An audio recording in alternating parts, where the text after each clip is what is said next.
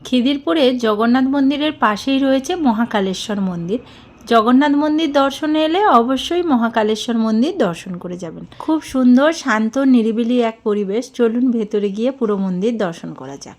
এই মন্দিরে পুজো দিতে চাইলে কিন্তু সকাল 8টা থেকে দুপুর 12টার মধ্যে অথবা সন্ধ্যে 4টে থেকে রাত 8টার মধ্যেই আসতে হবে। আর শুধু দর্শনের জন্য এলে যে কোনো টাইমে এলেই কিন্তু দর্শন করতে পারবেন, মন্দির খোলা থাকে। এখানে গোশালা রয়েছে, চাইলে গোমাতার জন্যও কিছু দান করতে পারেন। যেমন একদিনের চারা 251 টাকা, তো যতটা খুশি আপনারা দান করতে পারেন। মন্দিরের মধ্যে প্রবেশ করে প্রথমেই দেখতে পেয়ে যাবেন গণেশজি আর অপর দিকে হনুমানজির মূর্তি। তারপরেই যখন আরও ভেতরে মন্দিরের মধ্যে প্রবেশ করবেন প্রথমেই দেখতে পেয়ে যাবেন রাম, লক্ষ্মণ, সীতা, তারপরেই আছে দুর্গা মাতা, তারপরে রাধাকৃষ্ণ।